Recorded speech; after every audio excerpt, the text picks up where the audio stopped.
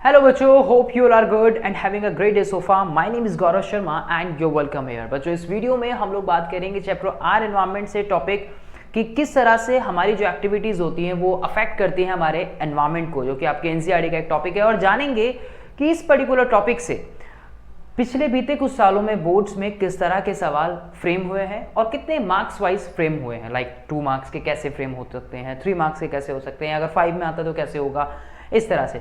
और आपको उससे डेफिनेटली ये हेल्प मिलने वाली है कि आपके अपकमिंग बोर्ड्स में इस पर्टिकुलर टॉपिक से किस तरह के सवाल बोर्ड में बन सकते हैं। तो चलिए ज़्यादा देर ना करते हुए शुरुआत करते हैं अपनी इस वंडरफुल वीडियो की।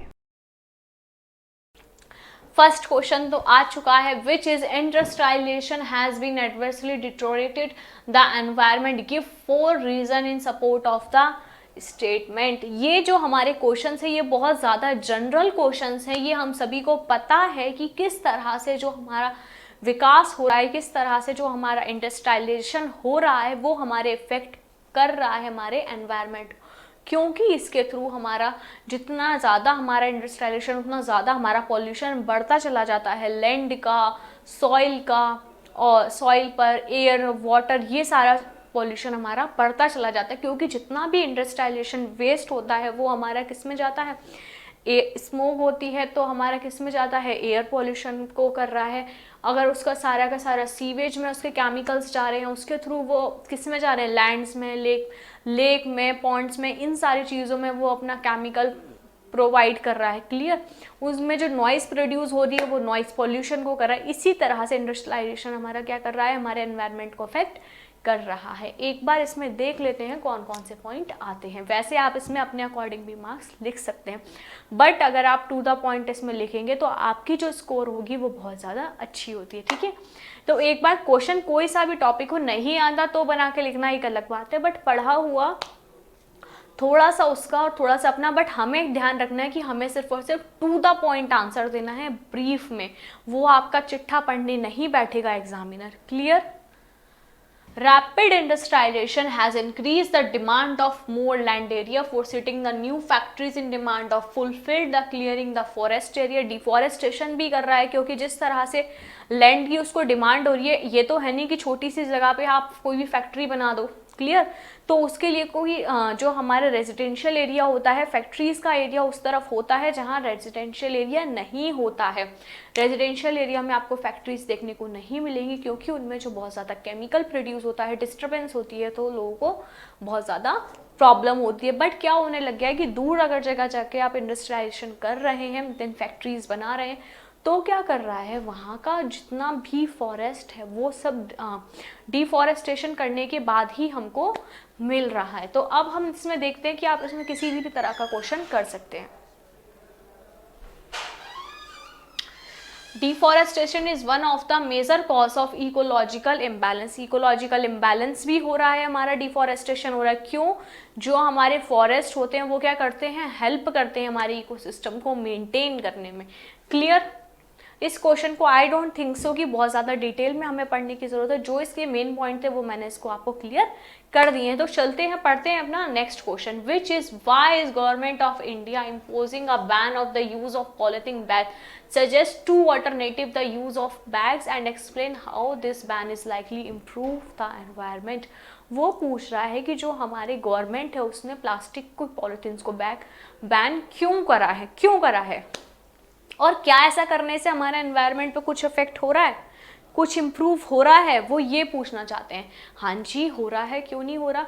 जो हमारी पॉलिथीन होती है ये हमारी बायोडिग्रेडेबल नहीं होती है, ये हमारी डिकम्पोज नहीं होती है, इसकी वजह से ये इको फ्रेंडली नहीं है। तो जो हमारे जितना ज़्यादा हम पॉलिथीन का प्रोडक्शन करते चले जाएंगे, यूज़ करते चले जाएंगे, तो हमारे एनवायरनमेंट पे इफेक्ट पड़ रहा है। इसी वजह से गवर्नमेंट ने इसको बैन करा है, ताकि जितना कम आप इसका यूज़ करेंगे। इसीलिए अब आप देखेंगे कि पेपर बैग्स, जूट के बैग्स एंड मतलब क्लोथ बैग्स, ये सारी चीज़ों को प्रेफर कर रहे हैं। लोग भी अवेयर हो रहे हैं अब इसके लिए, बट तब भी बहुत सारी जगह हैं, क्योंकि जो पॉलीथीन था ये बहुत ज़्यादा चीप होता है, बहुत सस्ती मिल जाती है हमको। बट जो कॉटन बैग्स, जूट बैग्स होते हैं, तो कोई नहीं चाहता कि इसको कैरी करके चलें, या ईजिली जो रिटेलर्स होते हैं वो नहीं प्रोवाइड करते, क्योंकि ये थोड़ा सा चीप होता है पॉलीथीन, और जो हमारे जो पीपी की पॉलीथीन्स वगैरह यूज़ होती हैं ये हमारी थोड़ा सा एक्सपेंसिव में आ जाता है, तो इसीलिए अपने को बचाने के लिए ये सारी चीज़ें करी जाती हैं। बट ये क्या कर रहा है अल्टीमेटली, आप उसको पैसे तो सेव कर रहे हो बट अपने एनवायरनमेंट को पोल्यूट कर रहे हो, आप अपनी बीमारियों को अपने अंदर घर बनाने दे रहे हो। क्लियर? तो ये चीज़ें अगर कम होती चली जाएंगी तो क्या होगा, इको फ्रेंडली हमारा जितना एनवायरनमेंट होगा उतना ज़्यादा अच्छा रहेगा। क्लियर?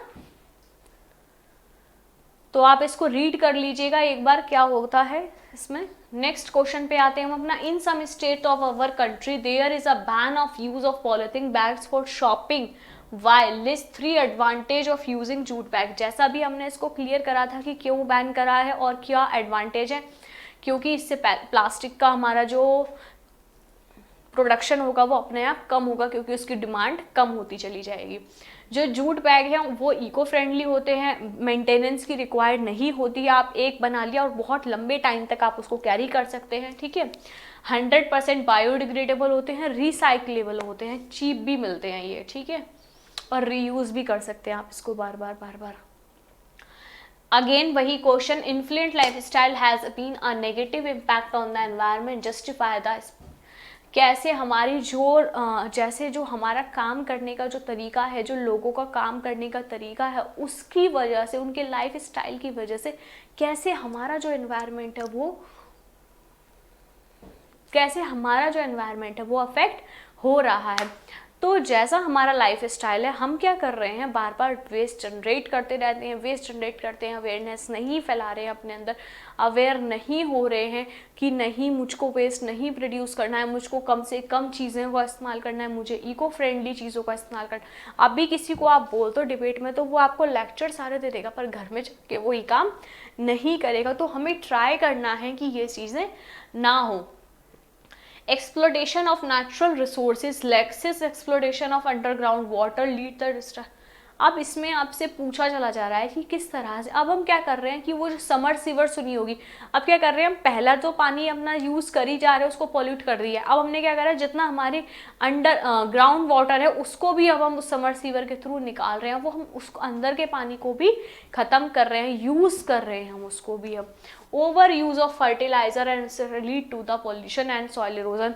अगर हम बहुत ज़्यादा फर्टिलाइजर और इंसेक्टिसाइड्स का यूज़ कर रहे हैं अपनी क्रॉप पे, फील्ड पे, तो इससे क्या हो रहा है, पॉल्यूशन भी बढ़ रहा है और हमारी सॉइल पे भी इफेक्ट पड़ ही रहा है, क्योंकि ये डिजीज़ भी करेगा, क्योंकि अल्टीमेटली ये सारा चीज़ें क्या जाएंगे, ये सारे टॉक्सिन्स हम अगर वॉश नहीं करेंगे या कुछ भी नहीं अच्छे से वॉश करेंगे तो ये सारे टॉक्सिन्स हमारी बॉडी में ही जाएंगे।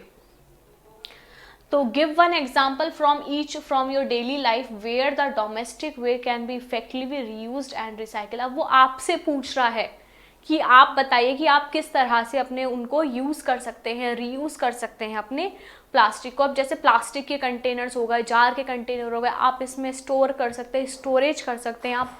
अब तो आप देखेंगे कि जो स्कूल की जो एक्टिविटीज़ मिलती हैं वो भी बच्चे को रीयूज़ मटेरियल से बनाने के लिए मिलती हैं।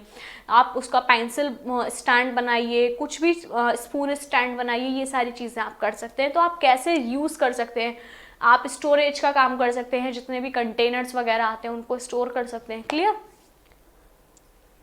Question number 6, we often observe domestic waste decomposing in the balance of the residential colony, suggest way to make the residents realize that the improper disposal of their waste is harmful to the environment। जो हम properly अपने waste को इधर उधर फेंक देते हैं, अपनी जो कॉलोनीज होती हैं उनमें हम क्या करते हैं कि अपने घर का कूड़ा ले यहाँ पे रख दिया, कहीं एक जगह गली के किनारे पे इकट्ठा कर दिया, घर के बाहर इकट्ठा कर दिया कि कूड़े वाला आएगा और ले जाएगा। बट क्या होता है कि वो बहुत टाइम तक ऐसे ही पड़ा रहता है, जिसकी वजह से बहुत ज़्यादा पोल्यूशन हो रहा है। तो वो पूछ रहे हैं कि आप कैसे अवेयर कर सकते हो इसके बारे में कि आपको प्रॉपर डिस्पोजल करना है अपने वेस्ट को। क्लियर? जैसे आप पोस्टर्स बना सकते हैं, स्लोगन बना सकते हैं, स्लोगन लिख सकते हैं, एक्सप्लेन कर सकते हैं कि किस तरह से जो हमारा वेस्ट है वो हमारे लिए हार्मफुल हो रहा है। आप एक स्ट्रीट प्ले दिखा सकते हैं, मास मीडिया का यूज़ कर सकते हैं, पर्सन टू पर्सन कम्युनिकेट कर सकते हैं। आप एक ईजिली सोसाइटी भी है, जो सोसाइटी मेंबर्स होते हैं वो मीटिंग में कम्युनिकेट करके बता सकते हैं कि आपको किस तरह से प्रॉपर अपना वेस्ट का डिस्पोजल करना है। Clear? Suppose you find a heap of domestic waste in a nearby park which is decomposing. What would you do to make the people of surrounding area realize that such type of disposal of domestic waste is harmful to the environment? अगर आप देखते हैं अपने park वगैरह के पास में कि improper disposal हो रहा है, इकट्ठा होकर कूड़े का ढेर लग चुका है, तो आप उनको बताएंगे किस तरह से लोगों को कि ये क्या है, कैसे ये इम्प्रॉपर वेस्ट है हमारा, क्या कर सकते हैं, कैसे आपके लिए हार्मफुल होगा, आप उनको किस तरह से अवेयर कर सकते हैं, ये आपसे पूछा गया है। कितना अनहाइजेनिक है, कितना वेस्ट जो होता है अगर हम उसको इम्प्रॉपर वे में डिस्पोज कर देंगे, डिस्पोजल अगर हम उसको अच्छे से नहीं करेंगे तो ये हमारे लिए कितना ज़्यादा हार्मफुल हो जाता है। क्लियर?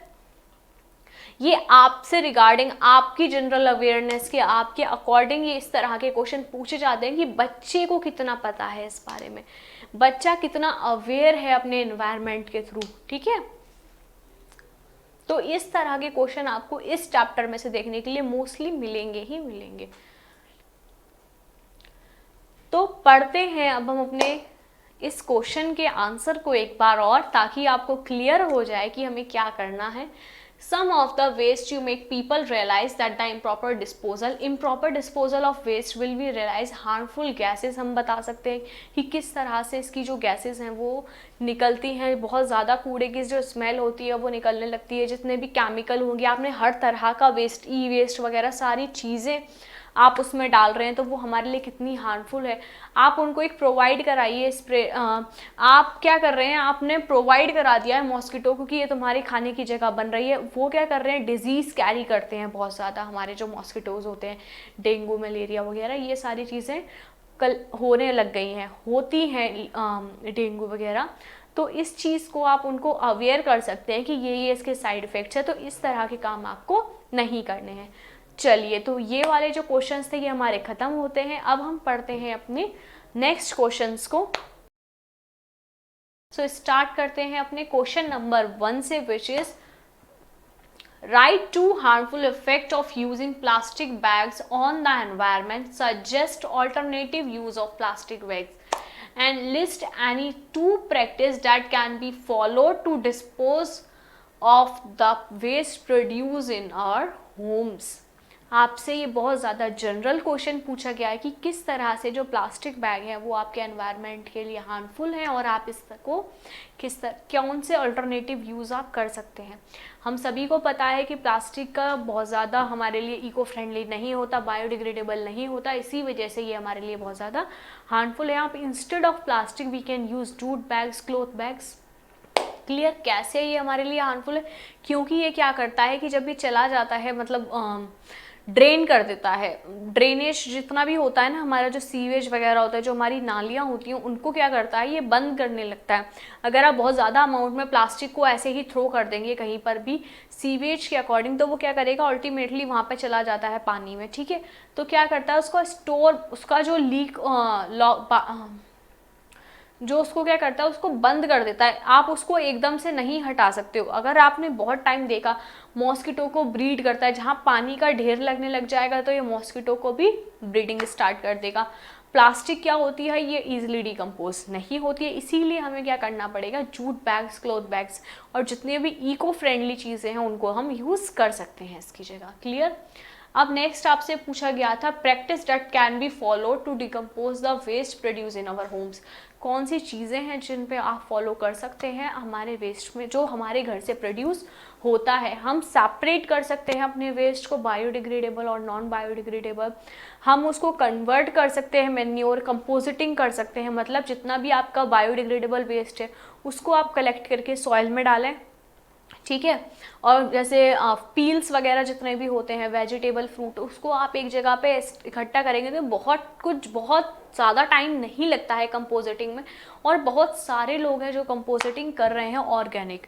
ठीक है, इसमें क्या कर रहा है, जो आपकी खाद होती है वो बन सकती है, मैन्योर बन सकता है। ठीक है, तो और जो नॉन बायोडिग्रेडेबल वेस्ट होता है वो डिकम्पोज नहीं है, तो उसको एक सुटेबल जगह पर, किसी एक जहाँ पे उसको आप डिस्कार्ड करने का लिखा है, आप उसको वहाँ पे लिखिए जहाँ पे वो ईजिली लेकर जाया जा सके MCDs के वर्कर के थ्रू। ठीक है, जो बॉटल्स होती हैं, जो जार्स होते हैं, उनको स्टोर कर सकते हैं, यूज़ कर सकते हैं आप दोबारा से।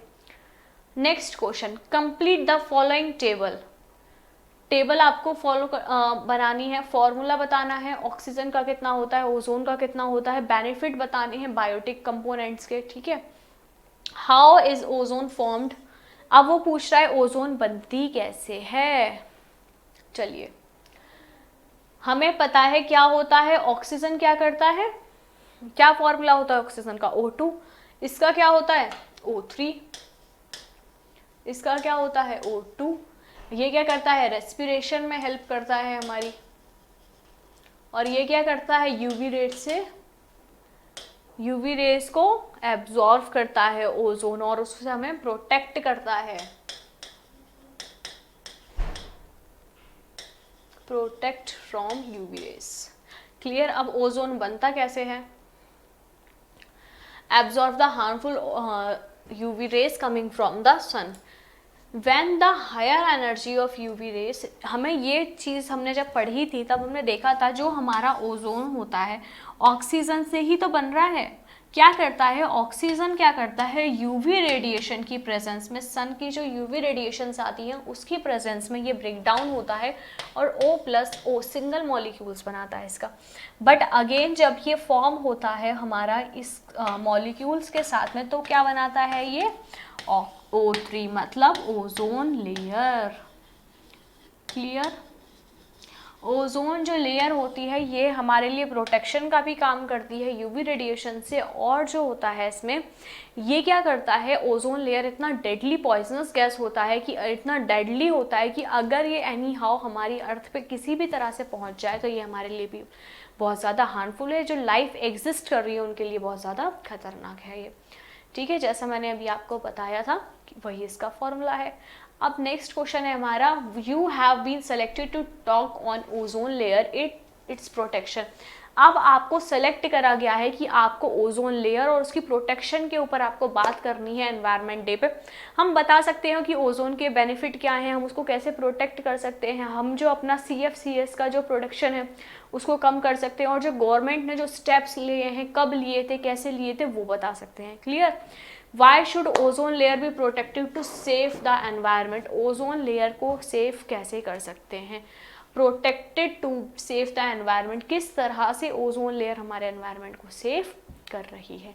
List any 2 ways that you would stress in your talk to bring an awareness among the follow your friends that would be help the protection of ozone layer as well as the environment।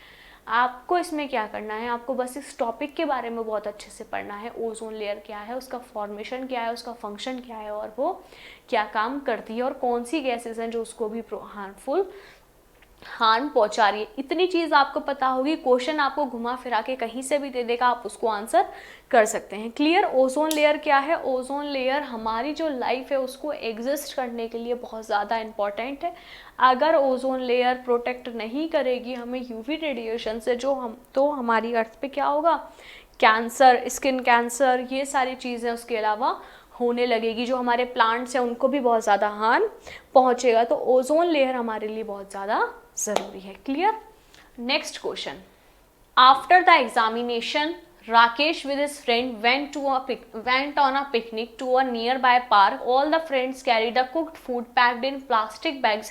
तो हम इस question को देख सकते हैं कि जो हमारा क्वेश्चन पूछा गया है वो प्लास्टिक बैग्स के रिगार्ड में पूछा गया है कि आप उसको किस तरह से, आप प्लास्टिक बैग को देखो क्या अफेक्ट कर सकते हैं, क्या चीज़ें होती हैं, क्या उसके हार्मफुल इफेक्ट होते हैं।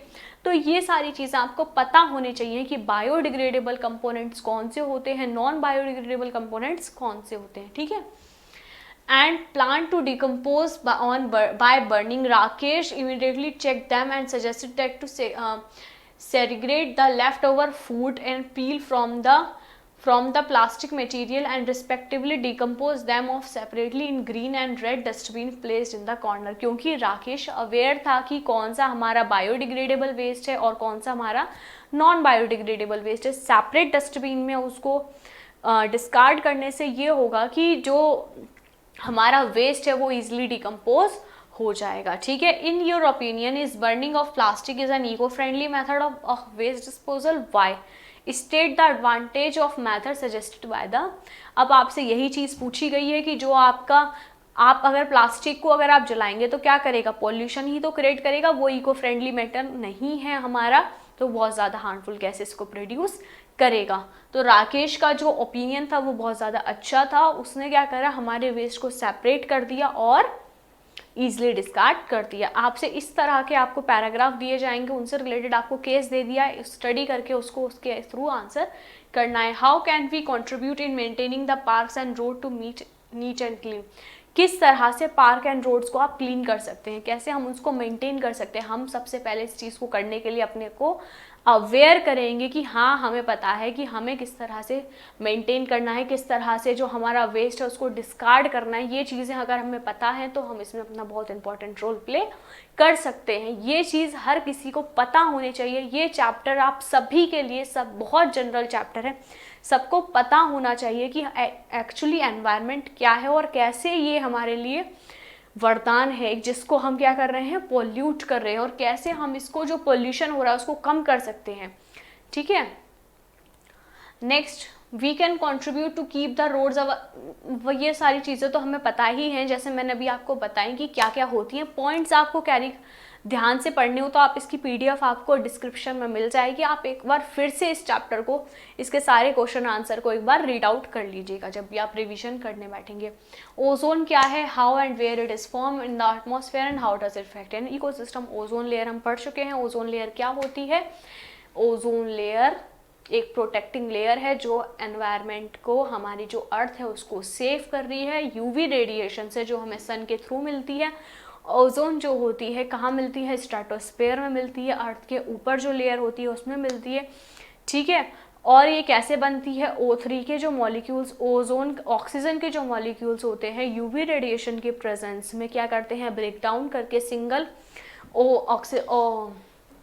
सिंगल मॉलिक्यूल्स बना लेते हैं, सिंगल फॉर्म करते हैं यूवी रेडिएशन की प्रेजेंस में, जिसकी वजह से जब ये ऑक्सीजन जो होता है हमारा अगेन जब इससे मिलता है देन क्या बनाता है, ओजोन का फॉर्मेशन हो जाता है। क्लियर? आई होप बच्चों आप लोगों ने इन क्वेश्चंस को एंजॉय किया हो और आपने थोड़ा बहुत कुछ तो सीखा होगा डेफिनेटली इस वीडियो से। अगर आपको ये क्वेश्चन समझ आए, अगर आपको वीडियो अच्छी लगी तो इसको लाइक करें, और अगर आप चैनल पे नए हैं तो इस चैनल को सब्सक्राइब करना ना भूलें, जिससे कि ऐसे अमेजिंग वीडियोस, ऐसे amazing questions, important question, chapter wise सभी तरह की चीज़ें हम आपके लिए लेके आते रहें। अगर आप इस चैनल पर नए हैं तो मैं आपको बता दूं कि इसी तरह से बच्चों हमने इंपॉर्टेंट चैप्टर वाइज जो क्वेश्चन है, चैप्टर वाइज इंपॉर्टेंट क्वेश्चंस या टॉपिक वाइज जो है, हमने ऑलरेडी आप लोगों के लिए बहुत सारी चीज़ें बच्चों जो आपको इस चैनल पे मिलने वाली है। अगर आप इस चैनल पर नए हैं तो जाके आई बटन को क्लिक कीजिए और जाइए प्लेलिस्ट में देखिए कि किस तरह से आप अपने किसी भी चैप्टर की स्टडी को बहुत ज़्यादा आसान जो है वो बना सकते हैं। राइट, तो चलिए ज़्यादा देर ना करते हुए मैं मिलूंगा आप लोगों से नेक्स्ट वीडियो में। Thanks for watching.